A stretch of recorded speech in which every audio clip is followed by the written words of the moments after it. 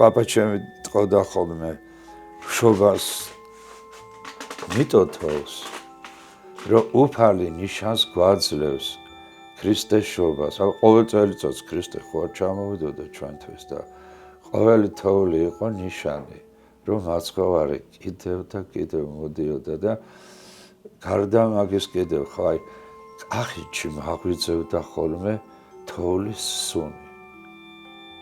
რო გავიღვიძებდი, ვიცოდი რომ უკვე თოვლი მოსული იყო, წარმოედგინეთ, სახლში აღწევდა თოვლის სურნელი. მაქსოს ბორჯომში რო ჩადიოდა თბილისის მატარებელი, გზადაგზათან თენდებოდა და ბაკურიანში რო შევდიოდით, ხო? უკვე რიჟრაჟი იყო და ამ საახალწლო დილას ესე ალაგ-ალაგ ინთებოდა ოჯახებში ნათურები და ალაგ-ალაგ უკვე იწყებოდა იმის კვამლის ამოსვლა საკვამურებიდან. მერე ეს კვამლი ესე ნისლად გაწვებოდა ბაკურიანის თავზე. ცისფერი ნისლი გაწვებოდა ხოლმე. 31 მინუტში წარმოიდგინეთ, ყველა ცდილობდა რომ ბაკურიანში მოხვედრილიყო უმეტესობა ყოველ შემთხვევაში, ვისაც ბავშვები ყავდათ. იმიტომ რომ დღეები იყო დათვლილი, გარდადეგები რამდენი დღე უნდა დაეყოთ ბაკურიანში და ყოველ დღე მნიშვნელოვანი იყო და ჩვენც ბავშვები მშობლებთან ერთად ისეთი ჟრიამულით ავდიოდით ამ ბაკურიანში. იქ ხდებოდა ხოლმე მაშინ ესენი იყო ცხენში შებული მარხილები და მემარხილეები სიხარულით ხვდებოდნენ კლიენტებს.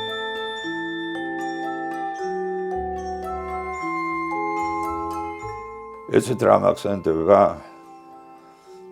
ჩოხელს აქვს ფილმი ჩოხის ხეობაზე გადაღებული ხმარო დადის და ხმარო ულოცავს ერთმანეთს ჩოხი რო ამიტოვებული ბაკურიანი კი ხალხით სავსეა მაგრამ ის ხმები აღარ არის აი მოხდა პირიქით ჩოხში ხმა ისმის და ხალხი არ არის ბაკურიანში ხალხია და ხმები აღარ ისმის მილოცვები აღარ ისმის ის სიხარული და ჟრიამული აღარ ისმის აღარ ზდოლის ხმა აღარ გარმონის ხმა ხალხი ავარებელი მაგრამ დღესასწაული გამქრალია ჭიჭყინი ისმის დავა ისმის და გაწევ გამოწევა ერთმანეთის მორევის ხმა ისმის ბაკურიანში რაც არ უნდა დამახინჯდეს სოფელი გადარჩა სოფელს ბაკურიანს თავისი სული არ დაუკარგავს კვლავაც იზრდებიან ულამაზესი ძლიერი სულის ახალგაზრდები მომავალი თაობა და პრინციპში მე მომავლის მჯერა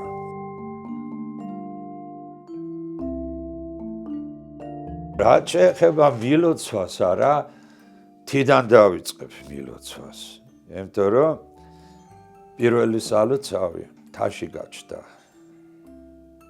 ხო ეგრე არა როცა გადმოვიდა ნოე კიდობნიდან პირველი სალოცავი თაში აქო იქიდან გაიშალა მერე სალოცავები მაგრამ კახეთიდან კიდე ქრისტიანობა ავიდა ზევითკენ თაში და ორივეს მხრიდან აჭარიდან არ შემოვიდა ქრისტიანობა აჭარა არ იყო პირველი მადლის მიმღები ქრისტიანობის და კიდევ რა მაგიჟებს იცით აი ქართველი კაცის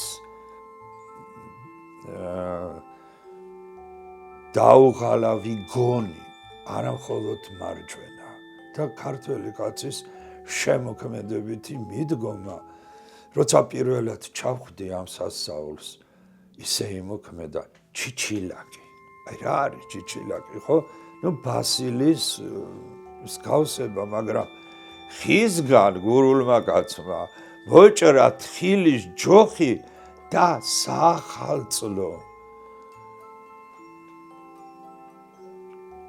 რელიგიური მისტიკური სალოცავი გააკეთა არა მარტო სალოცავი არამედ მახარობელი ჯოხი რომელთაც ადამიანი ხარობს ისეთი ფორმა მისცა ეგ არის ქართველი კაცის შემოქმედების ყველაზე დიდი კულმინაცია. მე და ჩემი მატარებელი მოვდივართ მოსალოცად რა და აი ვადი რა გვეყოს რა ეს სიმბოროტი ამდენი რა. მეგრე ვიტყვი რა. მოვიდოს ახალი წელი. რომ ახალგაზრდებმა შეძლონ რომ მოგვილოცონ ახალი წელი.